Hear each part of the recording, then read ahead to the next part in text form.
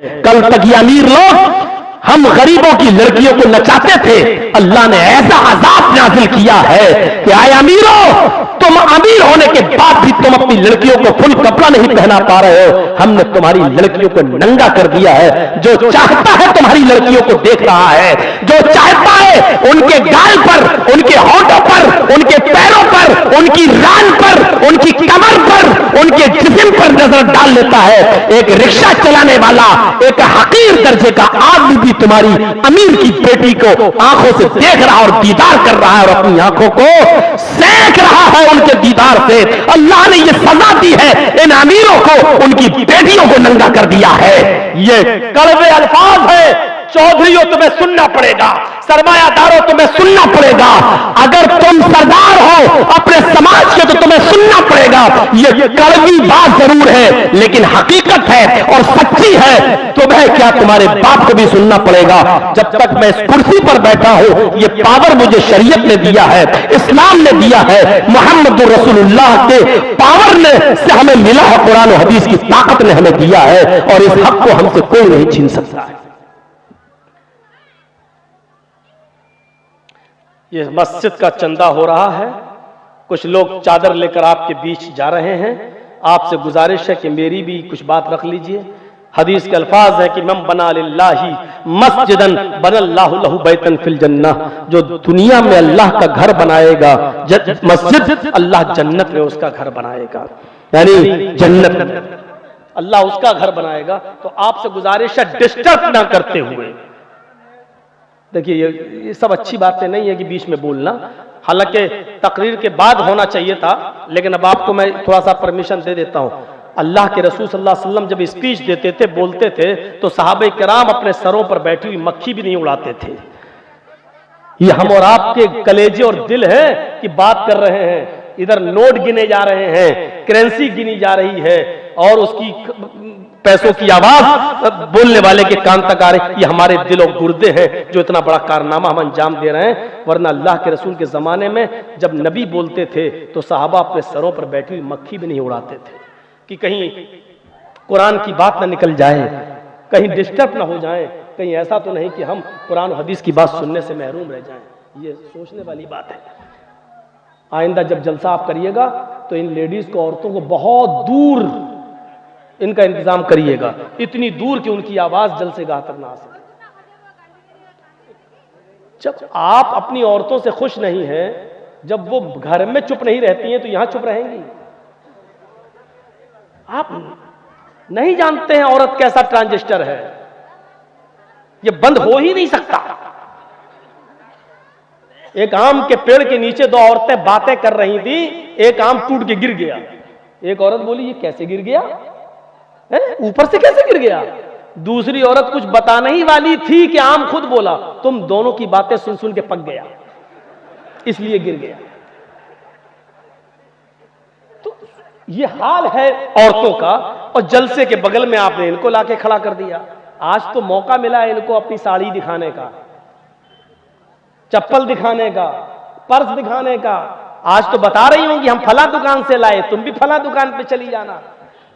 आज तो मौका मिला है उनको, और इतना अच्छा मौका बेचारी कहां मौलाना जर्जीज की तकरीर सुनने में लगाएंगी, इतना अच्छा मौका छोड़ देंगी वो। आज मछलियां नहीं बिकेंगी तो कब बिकेंगी? देख रहे हैं, वो समझ ही नहीं पा रही कि हम बोल क्या रहे हैं। बस वो स्क्रीन पे देखने आई है कि हाँ कोई है मौलाना जो बोलता है, बस ये सुनने आई है।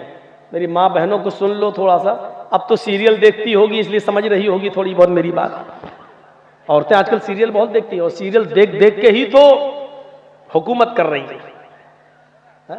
एक नाटक बनाती थी, आज मंत्री बनी बैठी है। सास भी कभी बहू थी, ऐसे से नाटक। तो मेरे भाइयों,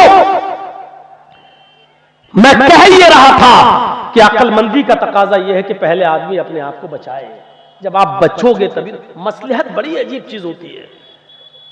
अल्लाह के नबी सल्लल्लाहु अलैहि वसल्लम के पास एक सहाबी आए और कहा, नए नए मुसलमान हुए थे, कहने लगे अल्लाह के नबी मेरे अंदर 4 गुनाह पाए जाते हैं लेकिन चारों एक साथ नहीं छोड़ सकता हूं।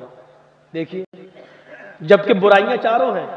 कहा अल्लाह के रसूल मेरे अंदर 4 बुराइयां पाई जाती हैं लेकिन चारों नहीं छोड़ सकता, आप कहें तो एक छोड़ दूंगा।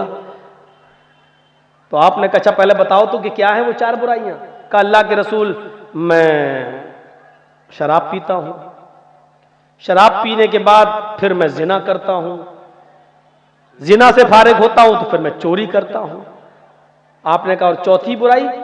कहा चौथी बहुत छोटी है। कहा क्या? कहा मैं झूठ बहुत बोलता हूं। ये 4 बुराइयां मेरे अंदर पाई जाती हैं, अब आप बताइए आपके कहने से एक छोड़ सकता हूं। तो अल्लाह के रसूल को चाहिए था कहना चाहिए नहीं चारों इस्लाम में हराम है, चारों छोड़ो। लेकिन आपने कहा अगर चारों कह दूंगा तो वो एक भी नहीं छोड़ पाएगा। अभी वो ये तो कह रहा कि एक छोड़ दूंगा, अगर मैं कह दूं सख्ती कर दूंगा तो गुस्से में भाग जाएगा, नहीं नहीं हम चारों नहीं छोड़ पाएंगे। तो फिर फायदा क्या है? आया हुआ शिकार हाथ से निकल जाएगा।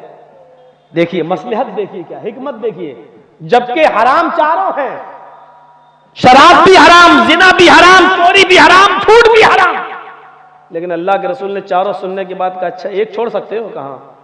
कहा कि फिर झूठ छोड़ो। हंसता बड़ी तेजी करके। आपने कहा क्यों हंस रहे हो? कहा मैं तो आपको बड़ा अक्लमंद समझता था, आप शराब छुड़वाते तो मेरे लिए मुश्किल होता, जिना कहते तो जिससे दोस्ती है मेरी लड़की से उसको छोड़ना मुश्किल होता, चोरी छुड़वाते तो मुश्किल होता क्योंकि उसी पर मेरा गुजर बसर चलता है, चोरी करता हूं तो बच्चों को खिलाता हूं, तो मेरे लिए मुश्किल होता। आपने तो मामूली चीज बता दी, झूठ। नहीं नहीं नहीं आप ठीक है, आप बहुत अच्छा हुआ आपने ये बताया, ये तो छोड़ ही दूंगा मैं तो बहुत अक्लमंद समझता था, लेकिन आपने तो मामूली चीज बताई। ठीक है हाँ हाथ बढ़ाइए अपना। आपने हाथ बढ़ाया, उसने हाथ मिलाया और कहा अल्लाह के रसूल वादा करता हूं, अल्लाह की कसम खा के कहता हूं कि आज के बाद झूठ नहीं बोलूंगा।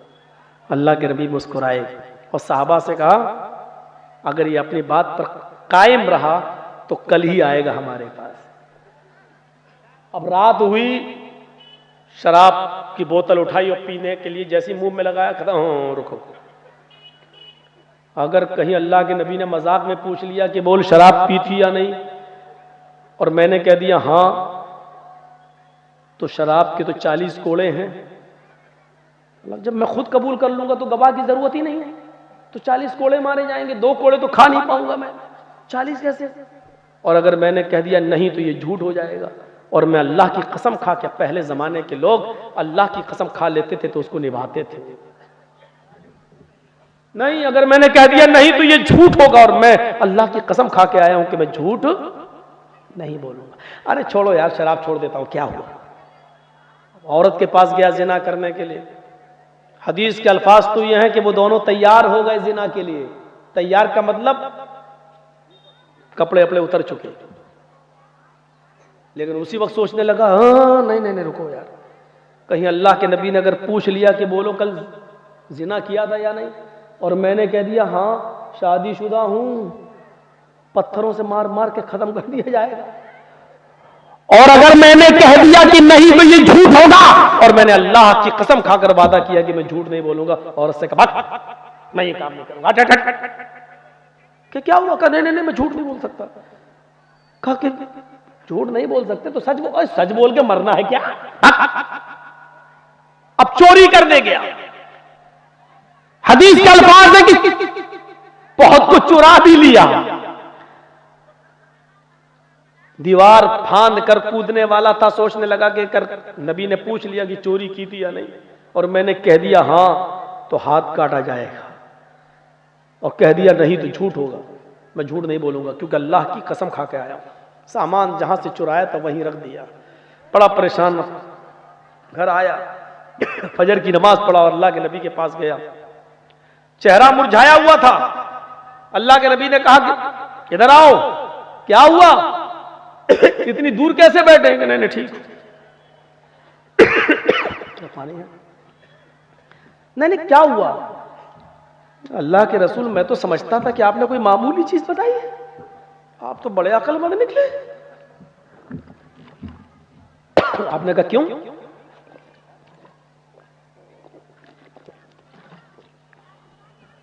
कहा क्यों?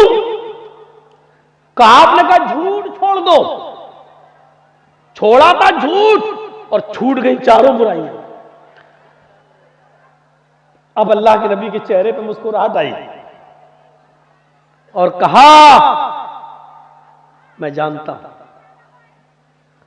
फ़इन्नल किज़्ब रासुज़ ज़ुनूब, झूठ ही तो है जो तमाम गुनाहों की जड़ है। मैंने जड़ काट दी है ताकि गुनाह ना हो। अल्लाह तुम्हारी हिफाजत फरमाए। गौर करो मेरे भाइयों, आप चाहते तो कह सकते थे चारों छोड़, और अगर ये कहते थे चारों छोड़ तो भाग जाता, मैं एक भी नहीं छोड़ूंगा, चारों छोड़, मैं नहीं छोड़ूंगा। इसको कहते हैं हिकमत, इसको कहते हैं मसलहत। कभी कभी यह हिकमत अपनाना चाहिए उलमा को भी, क्योंकि अल्लाह के रसूल ने यह हिकमत अपनाई। हम क्यों कहते हैं बारात बंद करो, मत ले जाओ, बारात का कोई तसव्वुर नहीं, लेकिन हम थोड़ा सा रास्ता यह भी निकाल देते हैं कि कम कर दो, 400 नहीं 200, 200 नहीं 100, 100 नहीं 50, 10-12, हालांकि 10-12 का भी सबूत है नहीं, माफ कीजिएगा, लेकिन इसलिए कहते हैं कि धीरे धीरे जब कम करोगे तो एक दिन अकल में आएगी। पर एक दिन ये होगा कि अच्छा आपकी बेटी का निकाह होना है, मस्जिद में नमाज पढ़ाई इमाम साहब ने और वहीं खड़े होकर निकाह पढ़ा दिया, और शाम को लड़का जाए और लड़की को लेके, बीवी को लेके चला आए, वहीं बैठे बैठे निकाह हो जाएगा। मेरे भाइयों, निकाह का ये तसव्वुर था। सोचो, सुनन दारमी की रिवायत, एक नौजवान इस्लाम ला चुका है, अभी इस्लाम लाया, मुसलमान हुआ है, और दूसरे ही दिन आकर कह रहा है, अरे अल्लाह के रसूल मुझे इजाजत दीजिए कि मैं जिना करूं। लीजिए, मस्जिद नबवी में बैठा है और क्या कह रहा है, मुझे इजाजत दे दीजिए, एक लड़की से मेरी दोस्ती है, मैं उसके साथ जिना करना चाहता हूं। इजाजत किससे मांग रहा है? दो चीजें समझ लीजिए, इजाजत किससे मांग रहा है? जो दुनिया में अल्लाह के बाद सबसे बड़ा दर्जा किसका है? मोहम्मद रसूलुल्लाह का। इजाजत किससे मांग रहा है? दुनिया की सबसे बड़ी हस्ती से। और इजाजत किस चीज की मांग रहा है? जिना, सबसे गंदे काम की। सोचिए, इजाजत किसकी मांग रहा है? सबसे गंदे काम की। और इजाजत किससे मांग रहा है? दुनिया की सबसे बड़ी हस्ती से। आप मौलाना जर्जिस को देखेंगे, बीड़ी पीते हुए आ रहे हैं, जर्जिस साहब को देखेंगे, मौलाना आ रहे हैं, दबा दिए। बहुत कम लोग ऐसे हैं जिनके पास इतना बड़ा दिल गुर्दा हो कि जर्जिस साहब के सामने तंबाकू खा रहे हैं। और कुछ तो दिल वाले इतने बड़े हैं कि अल्लाह का डर नहीं तो इनका डर क्या है।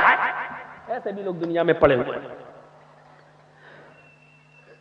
वो तो जिना की इजाजत मांग रहा है, साहबा घूर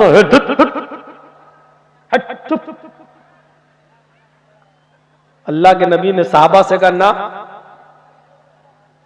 डांटो नहीं। मौलाना जर्जिस से कोई कहे मौलाना साहब फला लड़की से दोस्ती है, गुनाह कर लूं, मैं क्या कहूंगा, चुप, मेरी हिम्मत कैसे पड़ी इतने बड़े गंदे काम की मुझसे कहने। चुप, साहबा क्या डांट रहा है, चुप, हट। अल्लाह के नबी कह रहे नहीं, उसको डांटो नहीं। उदनु मिन्नी, ये है हदीस के अल्फाज, मुझसे करीब हो जाओ, मेरे पास आ जाओ। हाय हाय हाय। वो अल्लाह के नबी के पास आया, वो समझ नहीं रहा है कि हम क्या, जिस माहौल से, जिस समाज से निकल के आया वहां जिना की कोई हैसियत ही नहीं। कपड़ों की तरह लड़कियां बदली जाती है वहां पर, आज इसके साथ कल उसके साथ, परसों, कोई हैसियत, उस माहौल से निकल के आया, जिना की इजाजत मांगता है, जबकि जिना इस्लाम में हराम है। लेकिन अल्लाह के रसूल सल्लल्लाहु अलैहि वसल्लम की हिकमत देखिए, मसलहत देखिए, दूरअंदेशी देखिए। साहबा डांट रहे हैं, आप कह रहे हैं साहबा से नहीं, तो उसको मत डांटो, मैं समझाता हूं। बुलाया, इधर आओ, क्या इजाजत दे दीजिए। मैं, आपने कहा जिना करना चाहते हो जी, अच्छा एक बात बताओ, क्यों उसके साथ ये जिना क्यों करना चाहते हो? अल्लाह के नबी, वो हमें अच्छी लगती है, उससे हमारी दोस्ती है, ताल्लुकात है, न मैं उसके बिना रह पाऊंगा ना वो मेरे बिना रह पाएगी। ओ, ये बात है, अच्छा ठीक है। ओफो, अंदाज देखिए समझाने का। अच्छा ठीक है, ठीक है, मैं भेज दूंगा, जिना करना है, ठीक है, दे दूंगा। लेकिन ये बताओ, अगर मैं तुमसे ये कहूं कि ये काम तुम अपनी मां के साथ कर लो तो क्या करोगे? यही होना चाहिए। यहां बैठे हुए जितने भी लोग जो मोबाइल पर लड़कियों से गुफ्तगू कर रहे हैं फोन पर, उनसे कहा जाए कि तुम जिनकी बहन बेटियों से बातें कर रहे हो, अगर तुम्हारी भी बहन बेटी से कोई बात करे तो तुम्हें अच्छा लगेगा? तो एकदम गुस्सा, चुप। अंदाज यही है अल्लाह के रसूल का। आपने कहा अगर मैं कहूं कि ये काम तुम अपनी मां के साथ कर लो तो करोगे? कहता क्या? आपने कहा जो उस लड़की के पास है वो तुम्हारे मां के पास भी है। अंदाज देखिए, जो चीज हासिल करना चाहते हो वो चीज तो तुम्हारे मां के पास भी है। कहता है फिदा का भी व उम्मी या रसूल अल्लाह, अय अल्लाह के नबी मेरे मां और बाप आप पर कुर्बान। ऐसा कौन बेशर्म और बेगैरत इंसान होगा जो अपनी मां के साथ उसकी इज्जत के साथ खिलवाड़ करेगा? अरे इनसे ले लीजिए जो लेना हो कुरान, इतनी दूर ले लीजिए। ऐसा कौन होगा? आपने कहा नहीं बिल्कुल ठीक तुमने कहा कि ऐसा कोई नहीं हो सकता जो अपनी मां के साथ गलत काम करे। अच्छा, सॉरी, मां का नाम लेकर मैंने आपके जज्बात से खेलना नहीं। अच्छा काम करो, अपनी बहन के साथ ये काम करो। कहता कि मेरे माँ बाप आप पर कुर्बान, कोई बहन के साथ भी नहीं करेगा शरीफ इंसान। आपने कहा अच्छा बेटी के साथ? कहा अल्लाह के नबी क्या कह रहे हैं आप?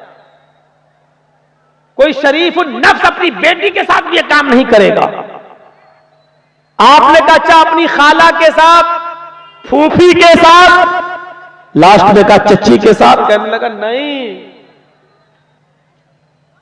अब अल्लाह के नबी ने कहा नौजवान इतनी सी बात मुझे बता दो, जब तुम अपनी मां के साथ, बहन के साथ, बेटी के साथ, फूफी के साथ, चची के साथ, खाला के साथ ये काम नहीं कर सकते हो, तो जिस लड़की के साथ तुम ये काम करना चाहते हो वो भी किसी की मां होगी या बहन होगी या बेटी होगी या बीवी होगी या चची होगी या खाला होगी, फिर वो इंसान कैसे ये गवारा करेगा कि मेरी बहन के साथ ये काम कोई करे, बेटी के साथ ये काम करे, भांजी के साथ ये काम करे, चची के साथ ये कोई काम करे, खाला के साथ कोई गलत काम करे? नौजवान जो तुम अपने लिए पसंद नहीं करते हो वो काम तुम दूसरों के लिए क्यों पसंद कर रहे हो? दूसरे के साथ क्यों पसंद करना चाहते हो? क्या तुम ये पसंद करोगे कि तुम्हारी बहन के साथ कोई गलत काम करे? का नहीं। क्या तुम ये पसंद करोगे तुम्हारी बेटी के साथ कोई गलत काम करे? का नहीं। का वो भी किसी की बहन बेटी है। इतना कहना था उस नौजवान का के अंदर जिना का जुनून निकल जाता है और कहता कि मेरे लिए दुआ कीजिए, अल्लाह ताला मुझे जिनाकारी से बचाए, महफूज फरमाए। अल्लाह के नबी सल्लल्लाहु अलैहि वसल्लम ने उसके सर पर हाथ रखकर फरमाया कि अल्लाह इस नौजवान की नजरों की हिफाजत फरमा। उस नौजवान का बयान है कि अल्लाह के नबी सल्लल्लाहु अलैहि वसल्लम ने सिर्फ ये कहा था कि अल्लाह इस नौजवान की नजरों की हिफाजत फरमा। अल्लाह ताला ने जिना तो छोड़ो, उस दिन की तारीख से इस दुआ का असर यह हुआ कि मैंने उस दिन की 150 दिन की तारीख से किसी भी हराम चीज को नहीं देखा। अब आप बताइए कि आप उसको कह देते ए जिना की जात मार तो क्या होता? डांट रहे हैं फिर जाऊंगा जिना, तो वो जिना नहीं छोड़ पा। हिकमत देखिए, दूरअंदेशी देखिए और अकलमंदी देखिए। शरीयत ने कभी नहीं कहा कि अकलमंदी छोड़िए, कभी कभी अकलमंदी इस बात के लिए मजबूर कर देती है कि ऐसा करो। एक नौजवान, एक बदवी देहाती आया और मस्जिद नबवी में आकर बीचों बीच में पेशाब करने लगा। अल्लाह के रसूल वहां बैठे हैं सहाबा किराम के इर्द गिर्द और वो पेशाब करने लगा। आपकी मस्जिद में कोई पेशाब कर दे, मस्जिद तो छोड़ो मस्जिद के बाहर भी कोई पेशाब करे तो आप उसको लाठी डंडे लेके दौड़ने लगेंगे।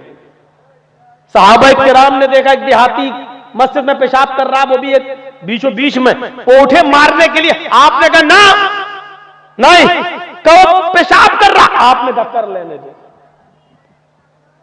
कहा अल्लाह के नबी मस्जिद नापाक हो जाएगी, आपने कहा हो जाने दो, तुम इधर आओ, कर लेने दो। उसने देखा नहीं, मारने तो नहीं आ रहा, करता जा रहा है, अब वो कर रहा है।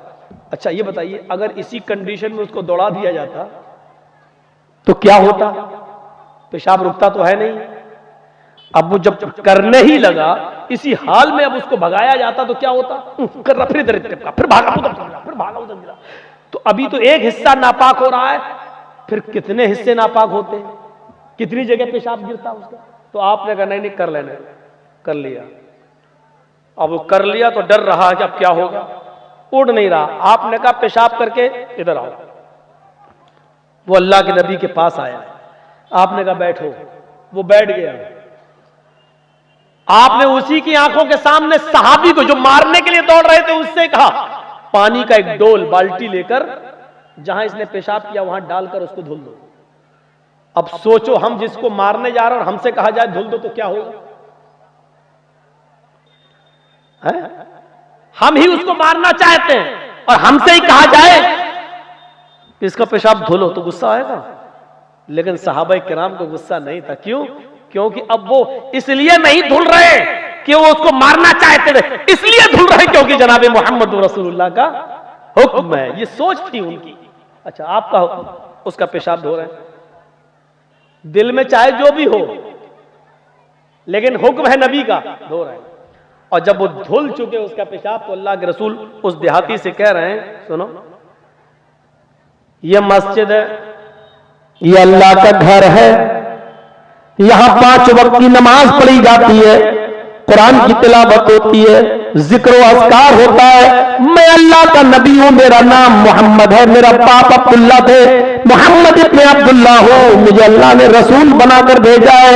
मैं मोहम्मद रसूलुल्लाह हूं और अल्लाह ने मुझे पैगंबर बनाकर भेजा है। 5 वक्त की नमाजें फर्ज की हैं।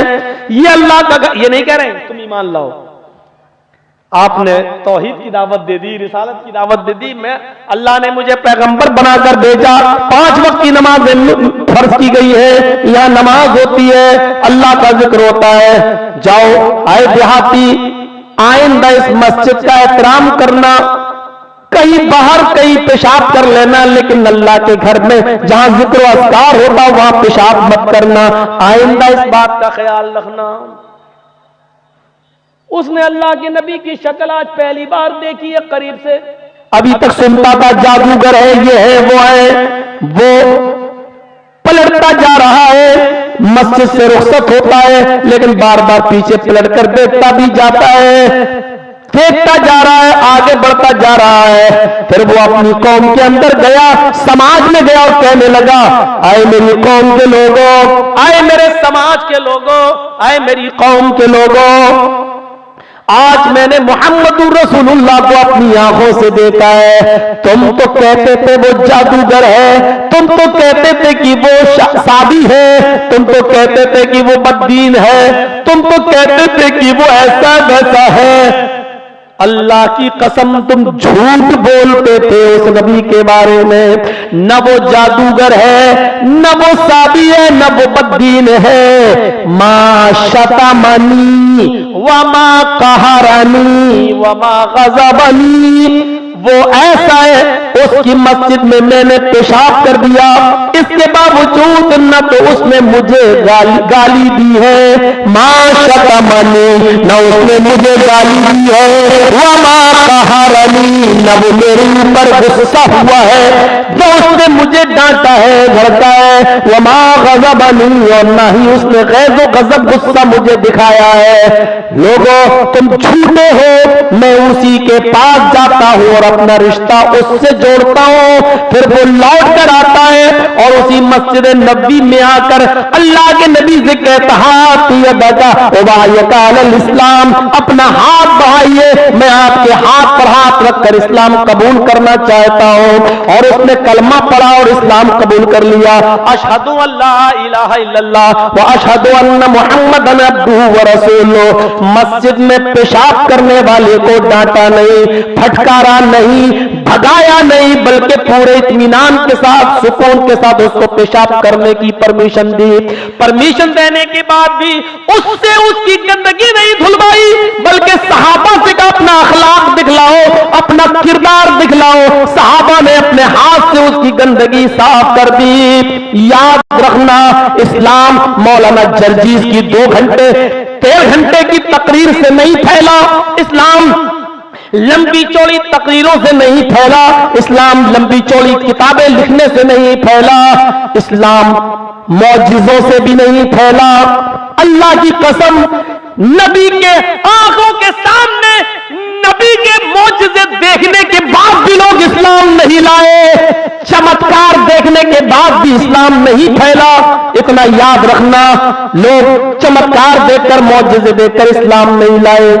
3 जंग खंदक खोदने वाले 300 सहाबा, हजरत जाबिर जब उनको अपने घर ले गए, एक ही बकरी थी, अल्लाह के नबी सल्लल्लाहु अलैहि वसल्लम ने 300 सहाबा को उनके घर ले जाकर खाना खिलाया। बस इतना था, ऐ जाबिर की बीवी, हांडी में झांक कर मत देखना, अपने हाथ से सालन निकालते जाना और रोटी बनाते जाना। थोड़ा सा सालन, थोड़ी सी रोटी 300 सहाबा को ही। काफिरों ने यह मंजर अपनी आंखों से देखा, लेकिन इसके बावजूद वो इस्लाम नहीं लाए, वो इस्लाम नहीं लाए। अबू जहल अपने मुट्ठी में कंकरियां लेकर कहता है, अरे मोहम्मद बता दो मेरे हाथ में क्या है, अगर बता दोगे मेरी मुट्ठी में क्या है तो मैं इस्लाम ले आऊंगा। वो वादा भी कर रहा है, मैं इस्लाम ले आऊंगा। अल्लाह के नबी ने फरमाया, अरे अबू जहल मुझसे क्या पूछता है, तेरी मुट्ठी में जो कंकरियां हैं उनको, उस मुट्ठी को कान में लगा, वो खुद मेरा कलमा पढ़ती हुई सुनाई नजर आएंगी।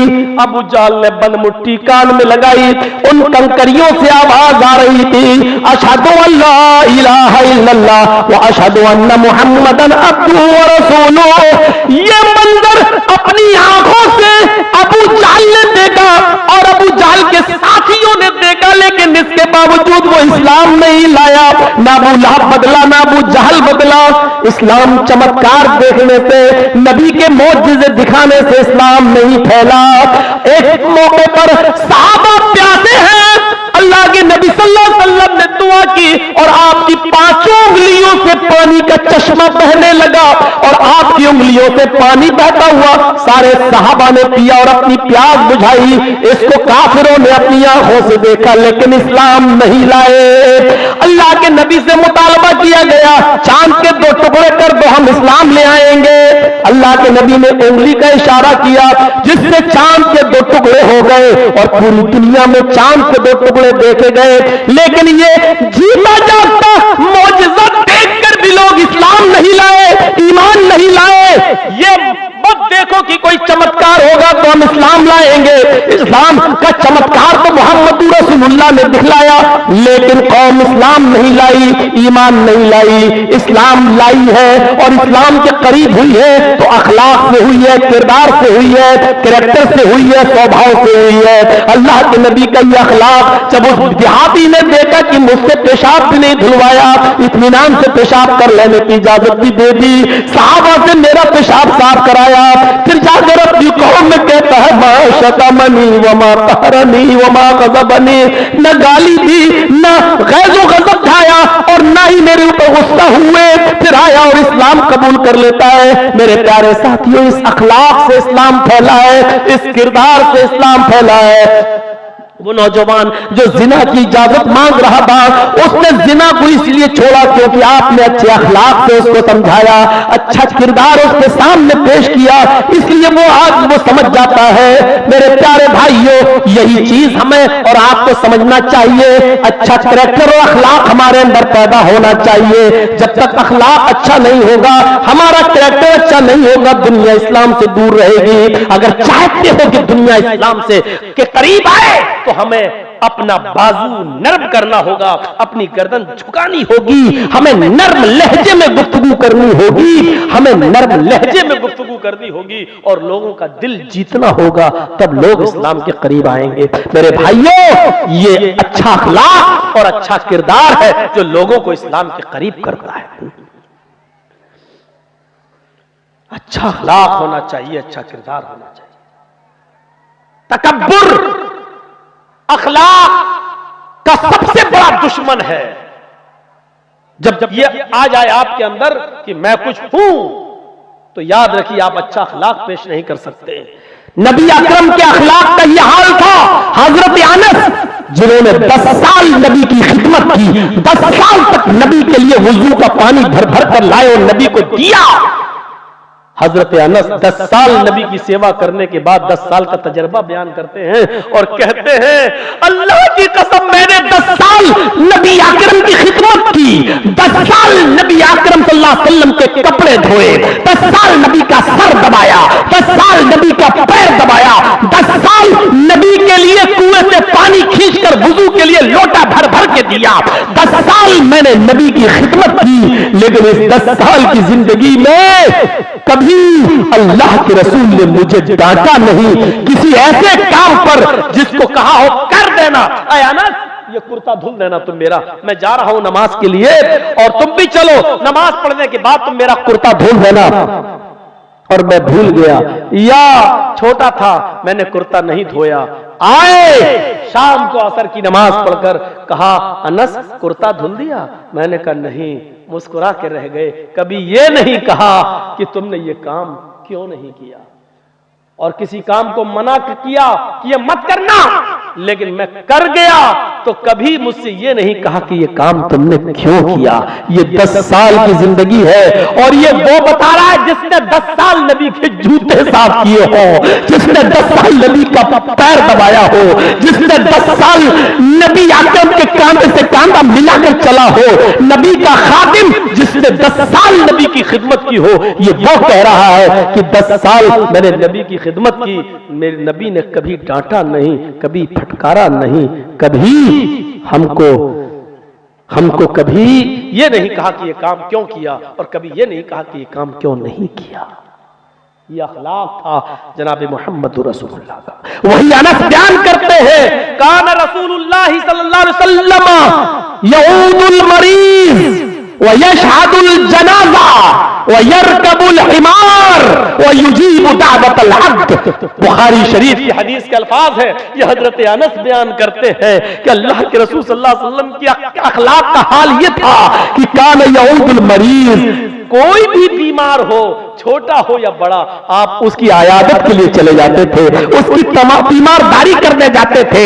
और सिर्फ ये नहीं कि वो मुसलमान हो, अल्लाह के रसूल यहूदी और ईसाई और मजूसी की भी आयादत करने जाते थे। एक 12 साल का बच्चा बीमार था यहूदी का, आप उसकी भी आयादत करके चले गए, उसके पास बैठ गए। वो बीमार इतना था कि आखिरी सांसें ले रहा था, कर रहा था, उसकी रूह निकलने वाली थी, आप उसके सिरहाने पर बैठ गए, अपना हाथ उसके सर पर रखा, वो अल्लाह के रसूल को देखने लगा, फिर अपने बाप की तरफ भी देखता जा रहा था, फिर नबी को देखने लगता है, मुस्कुरा रहा है। अल्लाह के रसूल ने उससे कहा, कुल ला इलाहा इल्लल्लाह, अगर तुम्हारा दिल हो, अगर तुम्हारी मर्जी हो, अगर तुम खुशी खुशी अगर कलमा पढ़ना चाहते हो तो पढ़ लो, ला इलाहा इल्लल्लाह कह दो। उसका दिल पहले से नबी की तरफ था, लेकिन वो अपने बाप और अपनी मां की वजह से और खानदान की वजह से वो 12 साल का बच्चा इस्लाम नहीं कबूल कर सका। आज मौत के मुंह में है, आखिरी सांसें ले रहा है, अल्लाह के नबी उसके सिरहाने बैठे हैं और कह रहे हैं कि अगर तुम्हारी मर्जी हो और खुशी खुशी पढ़ना चाहते हो तो पढ़ दो। उसने अपने बाप को देखा, उसके बाप ने समझ लिया मेरा बेटा मोहम्मद रसूलुल्लाह की तारीफ करता रहा, हमेशा उनकी बातें सुनकर आता था और तारीफ करता था। आज आखिरी वक्त में मैं अपने बेटे का दिल कैसे तोड़ दूं। कहा, बेटे अबुल कासिम की इताअत करो, जो कह रहे करो, तुम पढ़ना चाहते हो पढ़ो, आज मैं तुम्हें नहीं रोकूंगा। बच्चा खुशी में कलमा पढ़ता है, अशहदु अल्ला इलाहा इल्लल्लाह व अन्ना मुहम्मदन अब्दुहु व रसूलुहु, और ये कलमा पढ़ते ही उसका इंतकाल हो जाता है, उस बच्चे की रूह निकल जाती है। अल्लाह के रसूल सल्लल्लाहु अलैहि वसल्लम की आंखों में आंसू आते हैं, फरते मोहब्बत में आंसू आ गए और खड़े होकर कहते लगे, अल्हम्दुलिल्लाहिल्लज़ी अनक़ज़हु मिनन नार, तमाम तारीफें उस अल्लाह के लिए है जिसने आखिरी वक्त में इस बच्चे को जहन्नम की आग से बचा लिया है। जिसने जहन्नम से नजात अता फरमाई, यानी तौहीद पर मरने के, इसकी कलमे पर इसकी मौत हुई आखिरी वक्त में। तो आपका की हालत ये थी कि आप यहूदी और ईसाइयों के भी जनाजे में आप उनकी भी आयादत करते थे। तकब्बुर नहीं था। हमारे यहाँ अमीर आदमी बीमार हो तो जाते हैं, गरीब हो तो उसको कोई देखने के लिए नहीं जाता। मेरे भाइयों, मरीज की आयादत करो, उसको तसल्ली दो, उसको तशफ्फी बख्श जवाब दो, और आयादत में वो सारी चीजें शामिल है जिसकी उसको जरूरत है। मान लो गरीब आदमी है, ऑपरेशन होना है, बहुत पैसे लगना है, तो उसकी मदद भी करो, है कि लो ये, और दूसरों से भी करवाओ, क्योंकि यही आयादत है और यही तीमारदारी है। मेरे भाइयों, अल्लाह के रसूल मरीज की आयादत करते थे, छोटा बड़ा नहीं देखते थे। वह यशहदुल जनाजा, और जनाजे में भी शिरकत करने जाते थे। किसी का भी जनाजा हो आप उसमें शिरकत करते थे। यहां तक कि यहूदी का जनाजा आ रहा है, अल्लाह के नबी साहबा के साथ बैठे, यहूदी का जनाजा आया, आप उसको देखकर खड़े हो गए। वह यहूदी का जनाजा देखकर खड़े हो गए। पूछा गया उसके जनाजे के गुजरने के बाद, अल्लाह के रसूल मरने वाला तो यहूदी था, आप उसको देखकर भी खड़े हो गए। अल्लाह के नबी ने फरमाया, मरने वाला कौन था ये मुझे ज्यादा अहमियत नहीं देता है, कौन मरा इससे मतलब नहीं, मैं तो ये जानता हूं कि मरने वाला इंसान था।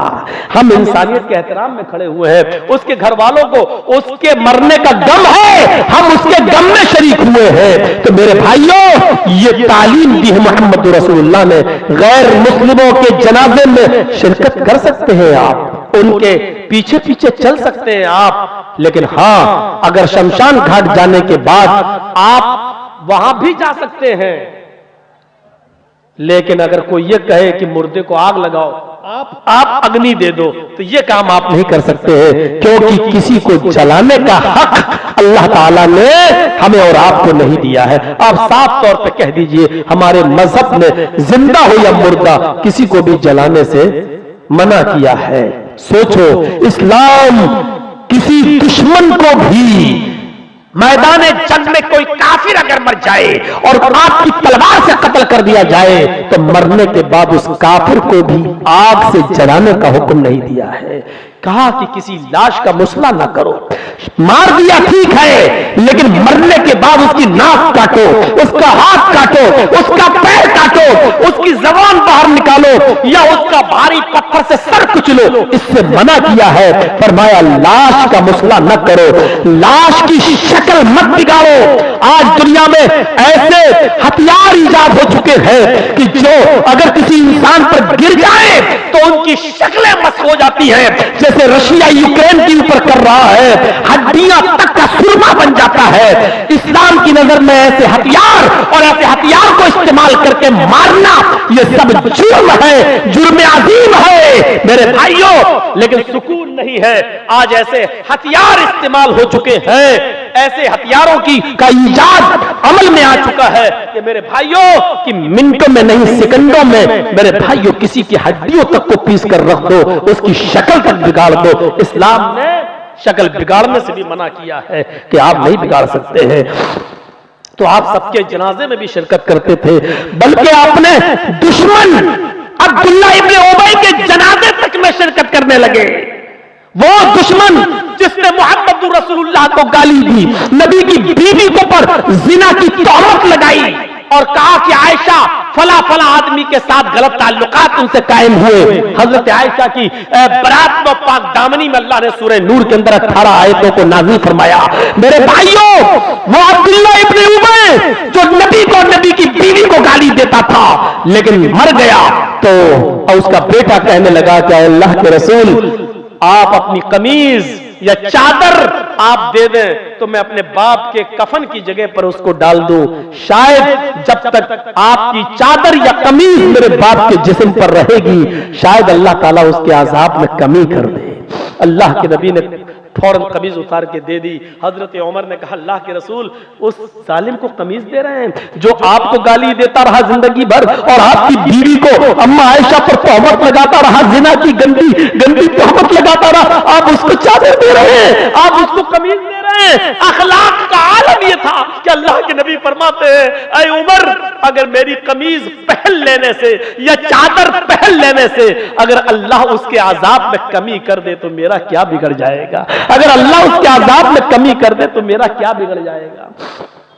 लोगों ने कहा, अय अब्दुल्ला इब्ने उबय के बेटे, जो रसूल अपनी चादर या कमीज दे सकता है तो वो तेरे बाप का जनाजा क्यों नहीं पढ़ा सकता? गुजारिश तो कर, रिक्वेस्ट तो कर। अल्लाह के नबी के पास आया बेटा, कहा अल्लाह के रसूल अगर मेरे बाप का जनाजा पढ़ा दें आप तो आपका क्या बिगड़ जाएगा? आपने कहा कुछ नहीं, चलो मैं तुम्हारे बाप का जनाजा पढ़ाता हूं।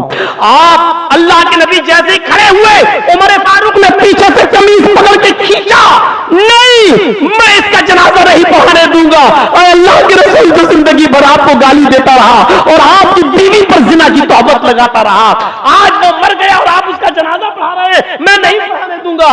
अल्लाह के नबी ने कहा उमर मेरे दामन को पीछे से छोड़ दो, अगर मेरे जनाजे की नमाज पढ़ाने से अगर अल्लाह इसको बख्श देता है या इसका अजाब कम कर देता है तो मेरा क्या बिगड़ जाएगा? मर गया है, अब जिंदगी भर परेशान किया अब मर गया है, अगर अल्लाह उसके अजाब में कमी कर दे तो मेरा क्या, मेरा कुछ नहीं बिगड़ेगा। आपने हाथ पकड़ के हजरत उमर का हटाया और खड़े हो गए, और जैसे ही खड़े होकर अल्लाह अकबर कहना चाहा, जिब्राइल अमीन आसमान से नाजिल हुए और फरमाया, ऐ मोहम्मद आप अपने दुश्मन को माफ कर सकते हैं लेकिन अल्लाह अपने नबी और अपने हबीब के दुश्मन को माफ करने के लिए तैयार नहीं है। अगर 70 मरतबा भी आप इसका जनाजा पढ़ेंगे तो अल्लाह इसको बख्शेगा नहीं और इसको माफ नहीं करेगा, आप हट जाइए। अल्लाह के रसूल फिर सहाबा की तरफ पलटते हैं और अब्दुल्ला इब्ने उबय के बेटे से कहते हैं, अय अब्दुल्लाह के बेटे, मैं तो तेरे बाप का जनाजा पढ़ाने के लिए तैयार था, आ भी गया था, उसके सामने भी खड़ा हो गया, लेकिन जिब्राइल अमीन ने आकर मुझे रोक दिया और फरमाया 70 मरतबा भी उसका जनाजा पढ़ोगे, उसके लिए दुआ करोगे, तब भी अल्लाह उसको माफ नहीं करेगा, इसलिए मैं हट गया। अगर मुझे मालूम हो कि 75 बार दुआ करने से अल्लाह बख्श देगा तो आज 75 बार भी मैं उसका जनाजा पढ़ा देता, लेकिन अल्लाह बख्शेगा, कोई फायदा नहीं। अल्लाह ने मुझे मना कर दिया इसका जनाजा पढ़ाने से, मैं हट रहा हूं। मेरे भाइयों, ये नबी का अखलाक था, ये नबी का किरदार था, वो तो अल्लाह ने मना कर दिया, वरना अल्लाह के रसूल तो जा चुके थे उसका जनाजा पढ़ाने के लिए। वह यशहदुल जनाजा वह यरकबुल हिमार, अखलाक का आलम यह था। आज साइकिल चलाने वाले को अगर बाइक मिल जाए तो बाइक इस्तेमाल करने के बाद वो जल्दी साइकिल नहीं चलाएगा। अच्छी गाड़ी चलाने के बाद अब साइकिल चलाऊं, और बाइक चलाने वाले को अगर 4 व्हीलर मिल जाए तो 4 व्हीलर चलाने वाला जल्दी बाइक नहीं चलाएगा। 4 व्हीलर पे चलने वाला हूं मैं, अब मैं बाइक चलाकर जाऊंगा यहां से वहां? नहीं, अब मैं बाइक नहीं चलाऊंगा, मैं तो 4 व्हीलर इस्तेमाल करता हूं। लेकिन नबी के अखलाक का यह आलम था कि नबी को वो सवारी मिली जिस पर आज तक न जर्जीस बैठ सका, न योगी बैठ सका, न मोदी बैठ सका,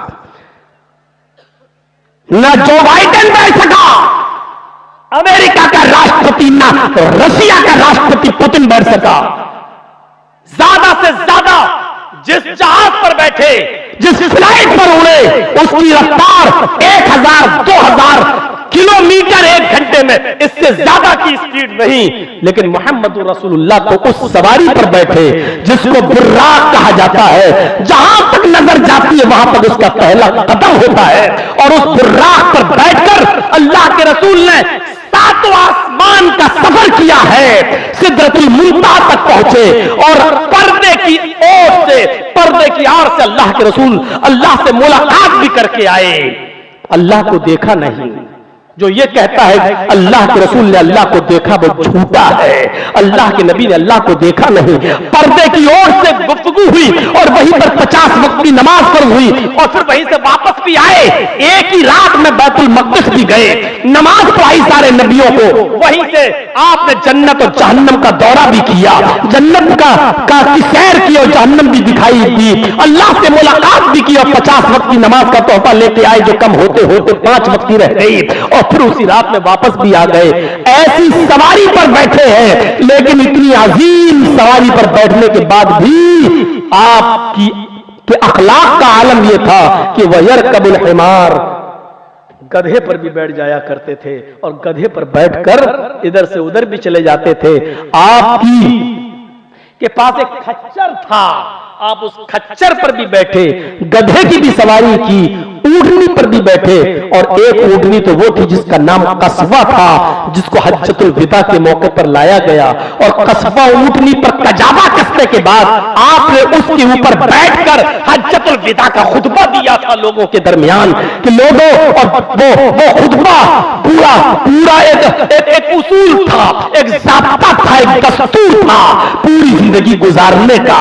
वो कभी फुर्सत से सुन लेना, उस 20-25 मिनट के उस खुतबे को जो मैं 2-3 घंटे में आपके सामने रखूं तशरीह करते करते तो उसमें बहुत टाइम लगेगा। तो मेरे प्यारे साथियों, मैं बताना ये चाहता कि बुर्राक पर बैठने के बाद भी आपने गधे की सवारी की। ये नहीं कहा कि मैं बुर्राक पर बैठने के बाद अब गधे पर बैठूंगा, नहीं, गधे पर भी बैठ जाते थे, ऊंटनी पर भी बैठते थे, खच्चर पर भी बैठते थे, ये और घोड़े पर भी। ये नबी अकरम सल्लल्लाहु अलैहि वसल्लम के अखलाक का हाल था, अखलाक का आलम था।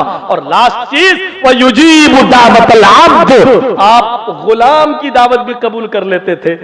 अपने साथ गुलाम को बिठाकर गुलाम के प्लेट में, गुलाम के दस्तरखान पर गुलाम के साथ भी खाना खा लेते थे, और इसमें आप अपनी हिचक महसूस नहीं करते थे, इसके साथ खाएंगे। कभी कभी नौटंकीबाज और ड्रामेबाजों को आपने देखा होगा, मीडिया में उनकी फोटो आती है कि देखो फला चीफ मिनिस्टर ने, मुख्यमंत्री ने फला दलित के घर में खाना खाया है। ये ऐसे नौटंकीबाज और ड्रामेबाज आपको बहुत मिलेंगे, एक ढूंढो तो 1000 मिलेंगे, लेकिन जब कैमरा फोटो लेता है तो आप देखिएगा कि दलित को अलग खिलाया जाता है और उसको अलग, दोनों के दरमियान 2 मीटर की दूरी रहती है, 2 मीटर की। अगर किसी दलित, किसी चीफ मिनिस्टर ने अपनी मां का शुद्ध दूध पिया है तो एक ही थाली में दलित के साथ खाकर दिखाओ तो हम